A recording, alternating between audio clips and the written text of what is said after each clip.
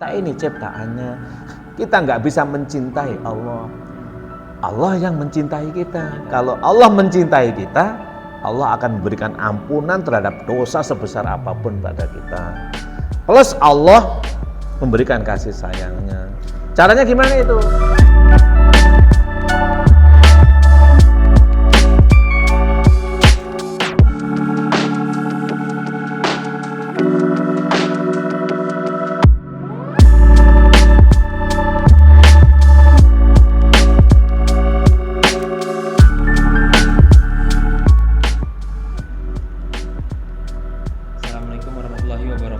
Waalaikumsalam warahmatullahi wabarakatuh. Selamat pagi teman-teman semua.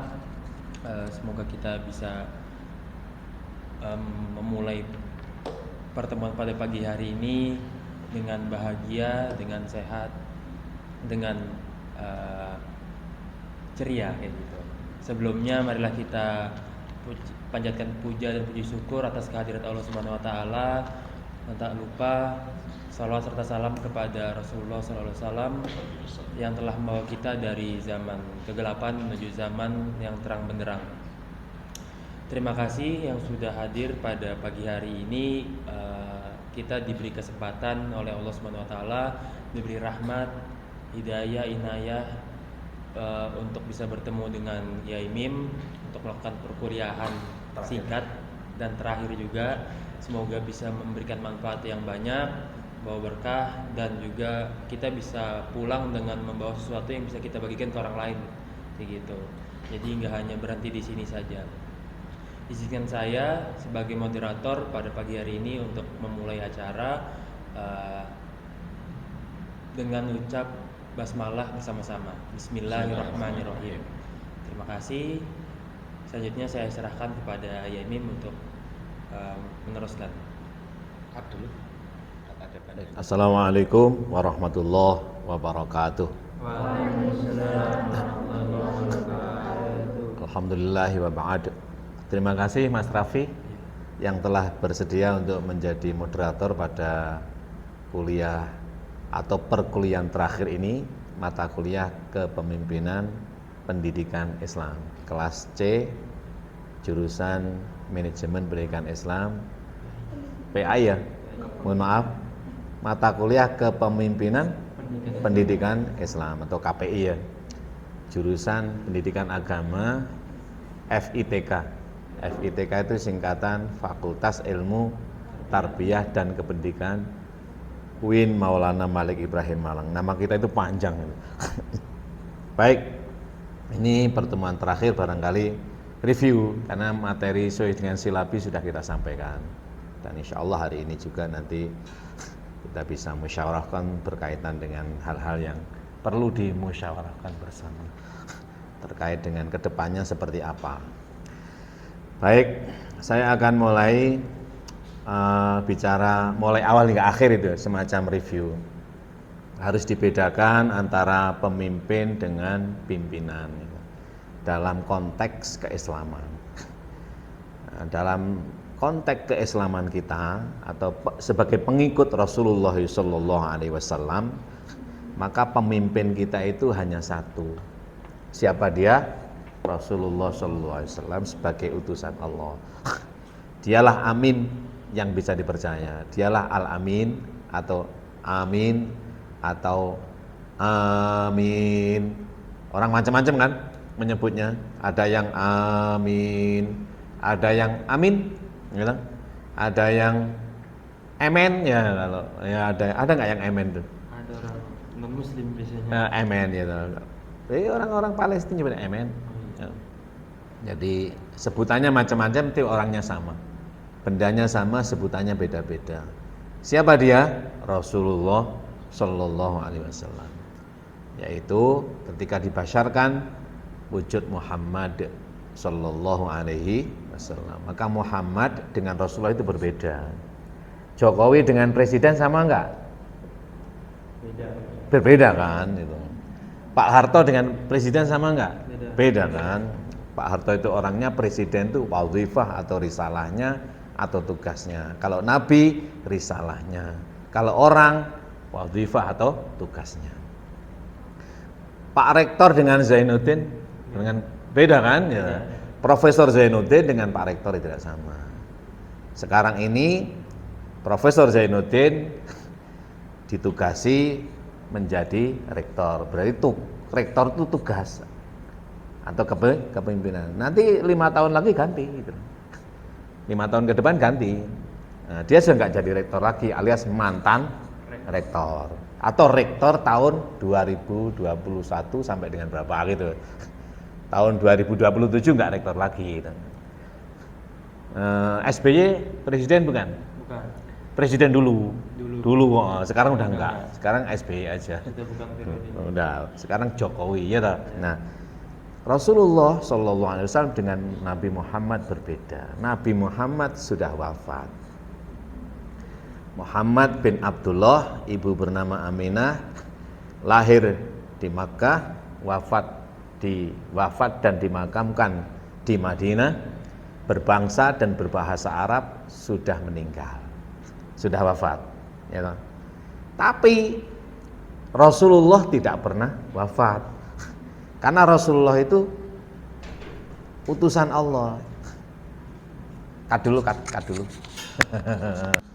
Jadi dalam konteks keislaman kita, pemimpin kita hanya satu, yaitu Rasulullah Shallallahu Alaihi Wasallam ketika dibasyarkan, dimanusiakan bernama Muhammad yang bersifat sidik, amanah, tabligh, fatonah.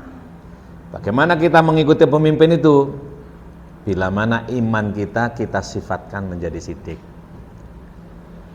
Bila mana iman kita amanahkan. Bila mana iman kita tablighkan, kita fatonahkan. Kalau kita mengingkari sidik, amanah, tabligh, fatonah, berarti kita tidak sedang memimpinkan diri alias tidak dipimpin oleh Rasulullah. Maka apakah kita yang dipimpin oleh Rasulullah atau tidak, kembali kepada diri kita masing-masing dalam konteks keislaman. Ini kan kita ini kan integrasi. Maka yang amin adalah Rasulullah, yang mukmin adalah kita, manusia pengikutnya ketika bersifat sidik, amanah, tabligh, fatonah. Ketika kita menjadi orang benar, tidak berkhianat, jujur dan tidak berpura-pura alias cerdas, tidak berpura-pura dungu, maka kita disebut dengan mukmin, menjadi pengikut amin Rasulullah. Maka qul in kuntum tuhibbunallah fattabi'uni yuhibbukumullah wa yaghfir lakum dzunubakum wallahu ghafurur rahim. Itu surat Ali Imran apa Al-Maidah itu? Al-Fatihah Ali Imran. Surat Ali Imran ayatnya 31. 331, gampang nanti ingat. Muhammad diberitahu oleh Allah, kalau mereka ingin mencintai aku, gitu kan. Sebenarnya kita nggak bisa mencintai Allah. Bagaimana mencintai Allah? Nggak pernah kelihatan kan? Allah itu berbeda dengan tulisan Allah di atas masjid itu bukan Allah lah itu tulisan Allah. Mana Allah itu? Itu bikinan Singosari, bukan itu. Bukan. Yang ditulis itu lafat Allah, lafzul jalalah atau lafat Allah. Nanti rada ribet mana ya? Ya.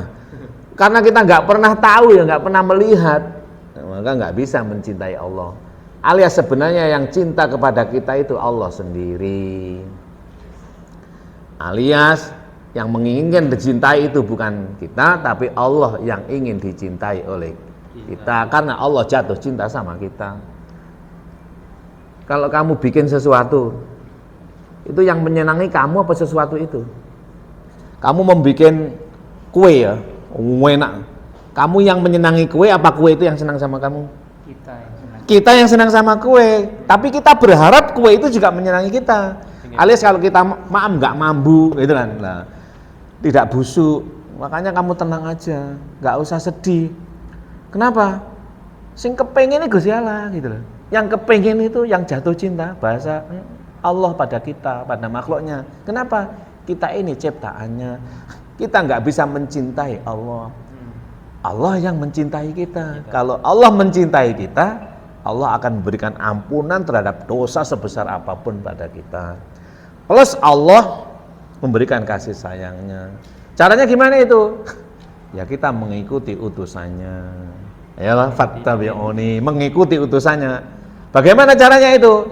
Ya imanmu itu kamu harus sidik, harus amanah, harus tablek, harus fatona. Jadilah orang yang benar, jadilah orang yang amanah, tidak khianah, jadilah orang yang jujur apa adanya, jadilah orang yang tidak berpura-pura dungu, maka kamu menjadi mukmin akan ikut kepada amin, dicintai oleh Allah.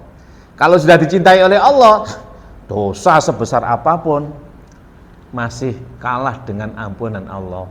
Jangan sampai kamu merasa dosaku besar ya, besar mana dengan ampunan Allah, gedean dosaku lah, enggak boleh. Dosa Allah, dosa Allah sih, ampunan Allah, maghfirullah, bahkan kasih sayang lebih luas, lebih besar daripada dosa siapapun. Kamu jangan sedih, aku kakek dosa loh. Jangan sampai kebanyakan dosa itu menjadikan nggak percaya sama Allah. Dosaku terlalu banyak, nanti Allah pasti nggak mampu mengampuni aku, maka Allah harus saya bantu lah, ini tambah keliru. Kalau perlu Allah tak carikan satpam, tambah keliru. Ya toh? Dalam konteks kepemimpinan kita sebagai pengikut Muhammad, pemimpin kita hanya satu, yaitu Rasulullah. Nah, itulah disebut dengan pemimpin. Lah sekarang itu apa itu pimpinan? Pimpinan dengan pemimpin beda ya toh. Kalau pimpinan adalah manusia yang diangkat oleh manusia untuk melaksanakan proses sebagai pemimpin. Maka yang diangkat oleh manusia adalah orang-orang yang berkemungkinan bisa sidik, berkemungkinan bisa amanah, berkemungkinan bisa tabligh, berkemungkinan bisa fatona, dengan berbagai pengetahuan, ilmu, pengalaman yang dimiliki oleh orang itu. Tapi dia tidak bisa memimpin kita, dia hanya pimpinan kita. Kalau pimpinan kita itu mengikuti Rasulullah, barulah dia adalah pemimpin kita. Tapi hakikatnya bukan pemimpin kita dia. Pemimpin kita tetap Rasulullah. Kenapa? Oh, dia mengikuti Rasulullah. Maka kalau dia nggak mengikut Rasulullah, nggak wajib kita taati.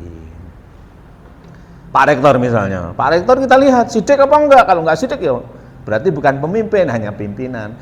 Apa kalau rektor nggak sidik lalu bohong misalnya, terus jatuh rektor? Enggak, tetap dari pimpinan, tapi bukan pemimpin. Karena pemimpin itu selalu sidik. Apakah kalau dia berkhianat lalu tidak jadi rektor? Tetap jadi rektor, tetap jadi pimpinan, tapi enggak memimpin, pengkhianat untuk memimpin. Nah, kenapa? Karena pemimpin itu amanah, karena pemimpin itu sidik, karena pemimpin tabligh, karena pemimpin fatona. Maka kalau dia tidak benar, kalau dia khianat, kalau dia tidak jujur, kalau dia berpura-pura dungu, bukan pemimpin, tapi tetap pimpinan. Bisa dipahami ini? Saat dia menjadi orang yang benar, menjadi orang yang bisa dipercaya, orang yang jujur, orang yang tidak berpura-pura dungu, dia hakikatnya mengikuti Rasulullah, dia bisa kita jadikan pemimpin kita. Tapi hakikatnya tetap pemimpin kita Rasulullah.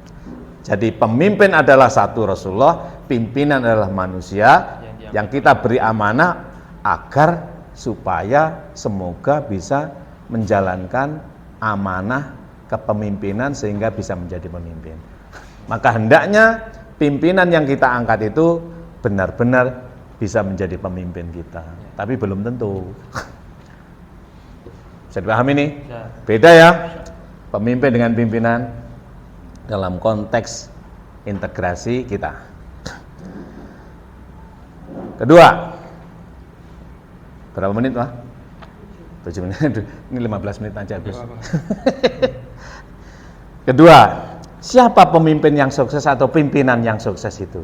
Kalau pemimpin pasti sukses, karena pemimpin itu sidik, amanah, tabligh, fatonah pasti sukses. Tapi siapakah pimpinan yang sukses itu? Gejalanya seperti apa? Pimpinan yang sukses tentu adalah seorang yang mengikuti Rasulullah dengan 4 sifatnya. Itu pasti. Tapi itu kan sulit dikontrol.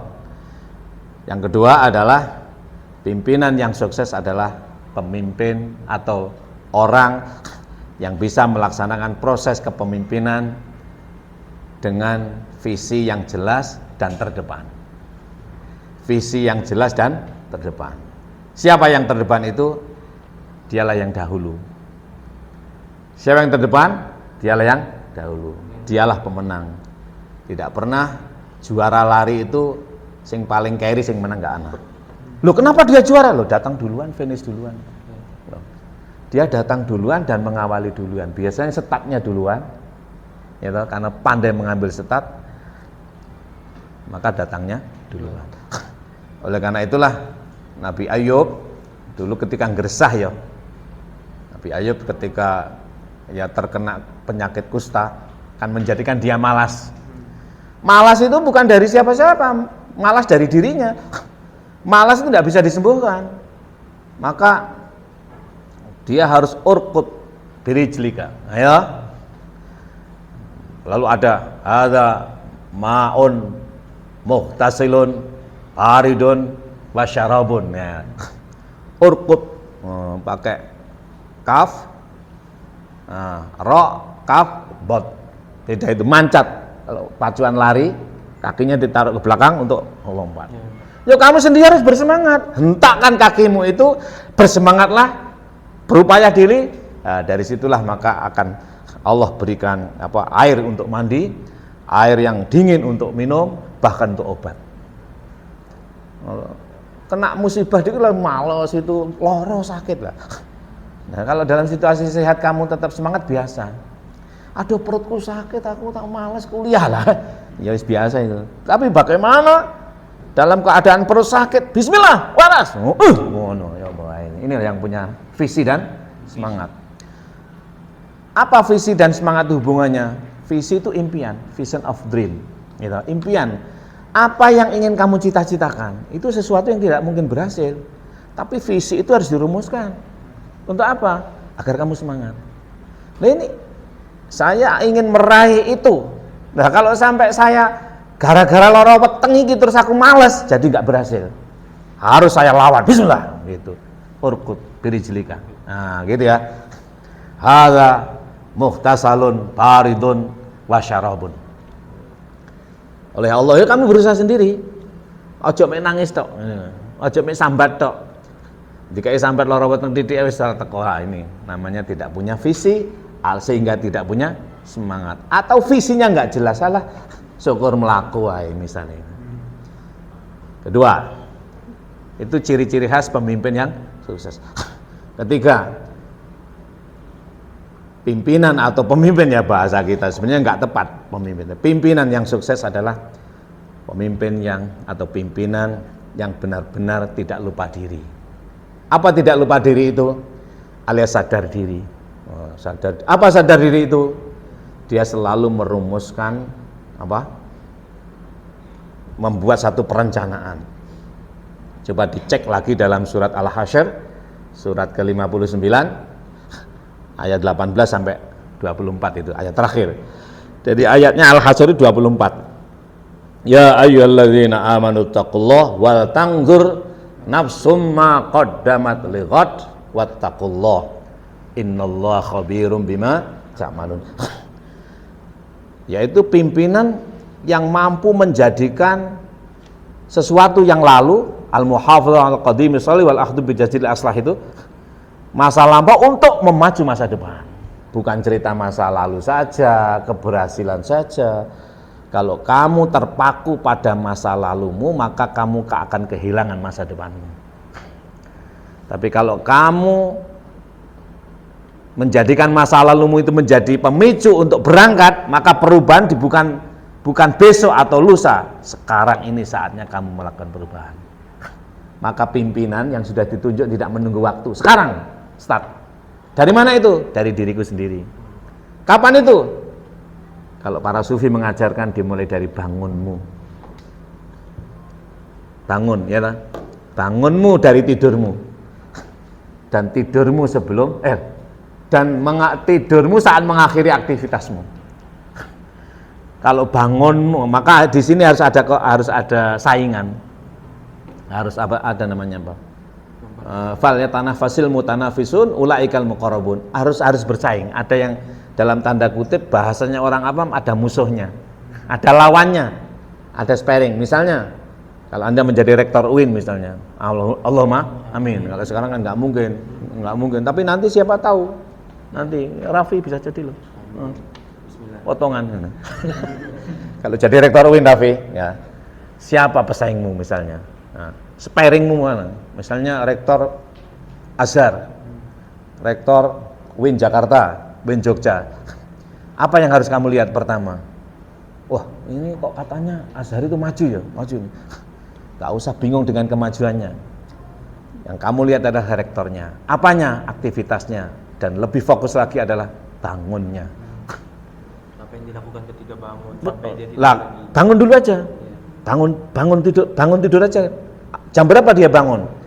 Dia bangunnya jam 2 pagi. Oh, kalau gitu saya jam 1. Misalnya jam 1 pagi. Apa yang Anda lakukan? Pokok Anda bangun lakukan apapun yang terbaik. Nanti akan ada inspirasi dalam rangka meraih visi. Udah, lapo bangun. Jangan begitu, itu menghantui. Pokok bangun saja. Dan ucapan alhamdulillahilladzi ahyana, jangan aduh kesel, jangan. Lawan itu. Aduh cingu atau kok jangan. Itu duduk pemimpin kamu. Kamu evaluasi diri. Kalau kamu bangun tidak alhamdulillah, kamu tandanya belum menjadi pemimpin atas dirimu. Maka bangun itu alhamdulillah yang telah membangkitkan aku dari mati tidak bisa apa-apa menjadi hidup kembali. Mikir di situ, bangun, alhamdulillah. Nah, apa lakukan? Nanti akan muncul di situ inspirasi. Apalah pokoknya. Kenapa? Karena sehebat apapun kalau orang itu tidur itu nggak ada yang menang. Nggak ada ceritanya wong turu menang. Ya, orang ilmunya banyak, pengetahuannya luas ya, luar biasa. Tapi turu itu kalah dengan satpam yang melek itu. Ya, tidur aja, dapat gendut aja. Ya, bangun malam. Ya, la yastawi ashabun nari wa ashabul jannah. Ashabul jannati humul faizun. Hanya orang yang di depan, yang dahulu, yang bangunnya awal, yang menang. Berikutnya lau anzalna hadzal qur'ana ala jabalil la ra'aitahu khashi'an mutasaddian min khasyatillah. Ingat watilkal amsalu nadribuha linnasi la'allahum yatafakkarun. Mikir kowe. Amanah Quran ini, kepemimpinan ini hanya mampu diemban, dipangku oleh orang yang bangunnya awal. Kalau bangunmu setelah subuh enggak akan mungkin. Nggak ada kesempatan. Iya, nggak ada kesempatan. Nah, itu.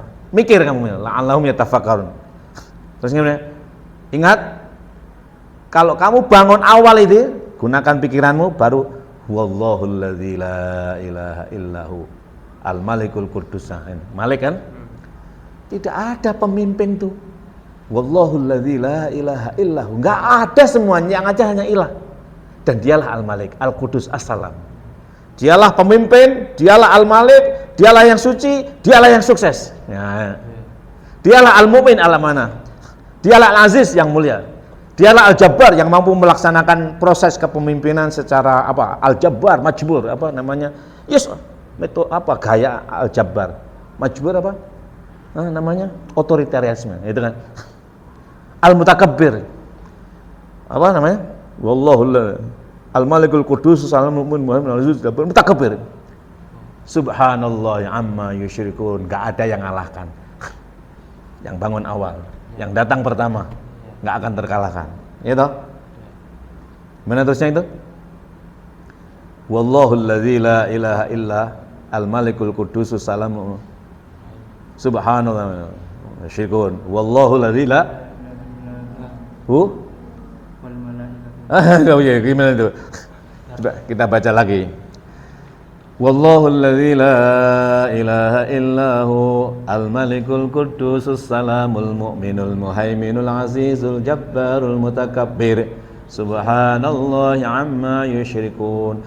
Huwallahul khaliqul bari'ul musawwiru lahul asmaul husna. Yusabbihu lahu ma fis samawati wal ardi wa huwal azizul hakim. Gimana yang terakhir? Wallahul ladzi la ilaha illa. Yang terakhir gimana? Yang ke-24. Wallahul khaliqu. Al-khaliq, mencipta. Enggak ada contohnya, kreatif. Al-Badi itu. Al-Bari. Apa yang bari itu? Ya wis mencipta juga. Kreativitasnya muncul, bangun gedung, bangun ini. Al-Bari al-Musawwir yang membuat satu aswar, warna-warni menjadi pokoknya indah. Wallahul khaliqul bari'ul musawwir lahul asmaul husna. Al-Musawwir al-asma'ul husna dengan sebutan-sebutan yang indah, ya toh? Al-asma'ul husna, asma itu kan nama-nama kan disebut indah. Kampusnya megah. Dosennya ini mahasiswanya cantik-cantik dan ganteng-ganteng, pintar-pintar misalnya. Itu asma'ul husna namanya. Lahul asma'ul husna. Gimana? Yusabbihu lahu ma fis samawati wal ardi wa huwal azizul. Yang disucikan, disanjung oleh siapapun yang melihat. Tersanjung. Kenapa? Karena dia sudah mendahului bersama Allah itu tadi. Karena dia benar-benar sudah sidik, amanah, tabligh, fatona, lalu dia menjadi faiz.